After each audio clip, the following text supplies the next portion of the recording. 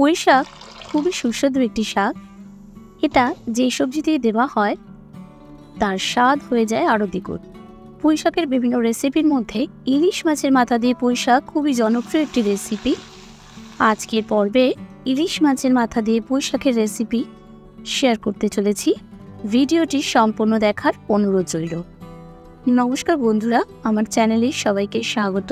আমার চ্যানেলের আরও একটি নতুন পর্ব দেখার জন্য সকলকে ধন্যবাদ জানাচ্ছি।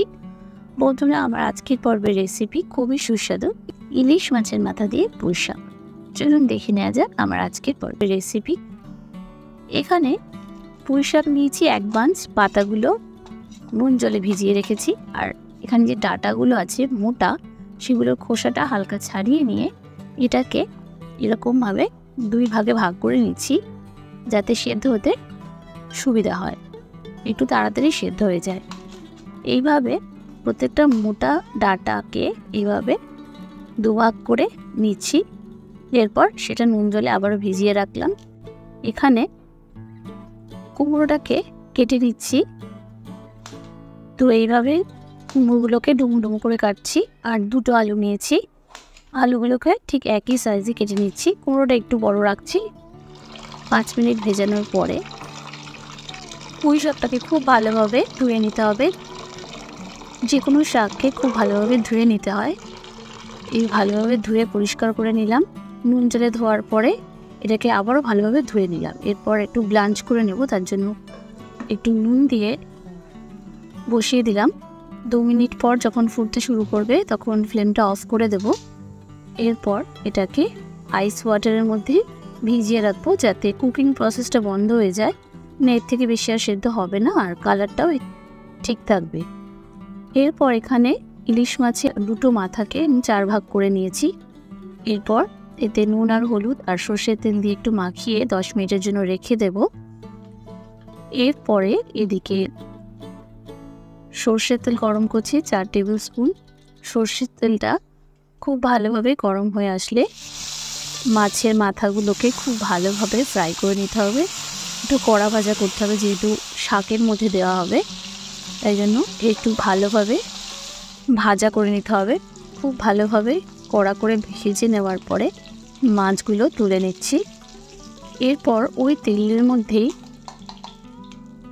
দিয়ে দেব তেজপাতা আর একটা লঙ্কাকে একটু ছিঁড়ে দিলাম। এরপর হাফ টিস্পুন দিলাম 5 ফোড়ন। ফোড়নটা হালকা ভেজে আসলে দিয়ে দেব আলুগুলো হালকা ভেজে নিয়ে 1 মিনিটের জন্য লো ফ্লেমে ঢেকে রাখবো। 1 মিনিট পরে আবার একটু ভেজে নিয়ে এতে দিয়ে দেব কেটে রাখা কুমড়োগুলোকেও হালকা ভেজে নেব। ফ্লেমটা লোতেই থাকবে। আবারও 2 মিনিটের জন্য রান্না করে নেব। এরপর 2 মিনিট পরে আবারও একটু নাড়াচাড়া করে নিয়ে এতে দিয়ে দিচ্ছি 2-3টে পটলকে খুব পাতলা করে কেটে নিয়েছি। এরপর এটাকে আবারও ভেজে নিয়ে 4-5টা লঙ্কা একটু চিড়ে দিয়ে দিচ্ছি, যেহেতু এখানে অন্য কোনো মশলা দেব না। নুন দিয়ে দিচ্ছি স্বাদ মতো, দিয়ে দেব হলুদ 1 টিস্পুন। এরপর খুব ভালোভাবে সমস্ত সবজির সাথে মিশিয়ে দেবো। আমি কিন্তু একবারেই দিলাম। এরপরে চেক করে নেব। দেখুন এখানে কিন্তু কুমড়োটা মোটামুটি সেদ্ধ হয়ে এসছে, আলুগুলো মোটামুটি কাটা যাচ্ছে।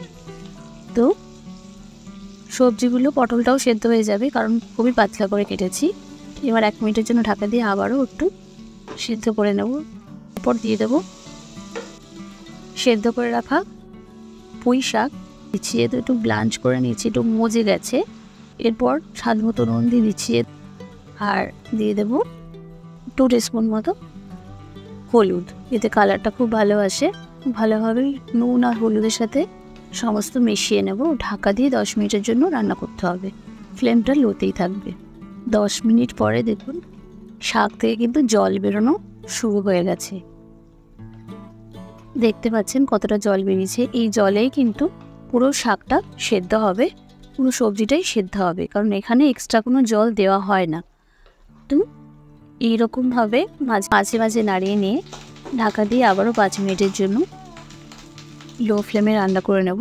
5 মিনিট পরে দেখুন সবজিগুলো অনেকটাই মজে এসছে, কারণ যেহেতু শাকটা দিয়েছি একটু ব্লাঞ্চ করা ছিল, আর সবজিগুলো আগে থেকেই মোটামুটি সেদ্ধ করা ছিল। এরপর একটু জলটা শুকিয়ে নিয়ে মাছগুলো দিয়ে দেব। আর এখানে দেখুন এই যে পেছন দিকে মাছের পোর্শন, এদিকটা কাটা যাবে না, সামনের দিকটা একটু ভেঙে দিতে হবে, মানে দুভাগের বেশি এখানে করা যাবে না মাছটাকে, তাহলে কিন্তু একদম কাটা ছড়িয়ে যাবে।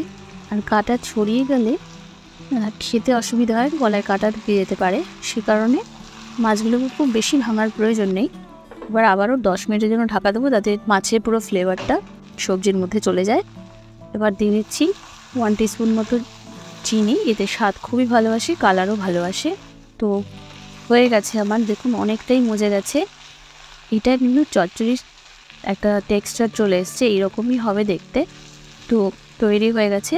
নামানোর আগে দিয়ে দিচ্ছি সামান্য ভাজা মশলা। ভাজা মশলার রেসিপি সবাই জানেন, গোটা শুকনো লঙ্কা, গোটা জিরে, গোটা ধনেকে শুকনো কলায় ভেজে গুঁড়ো করে নিয়েছি।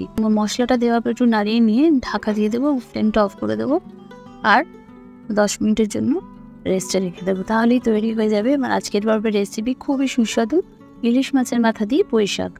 তো অবশ্যই রেসিপিটা বাড়িতে একবার ট্রাই করে দেখবেন। রেসিপিটা কেমন লাগলো সেটা আমাকে কমেন্ট সেকশনে জানাবেন। রেসিপিটা ভালো লাগলে আমার চ্যানেলটিকে সাবস্ক্রাইব করবেন, ভিডিওটিতে একটা লাইক দিয়ে দেবেন এবং সকল বন্ধুদের সাথে শেয়ার করবেন। ভালো থাকবেন, সুস্থ থাকবেন। আগামী পর্বে আবারও দেখা হবে নতুন নতুন আরও অনেক এই রকম ইউনিক রেসিপির সাথে। ততক্ষণের জন্য নমস্কার।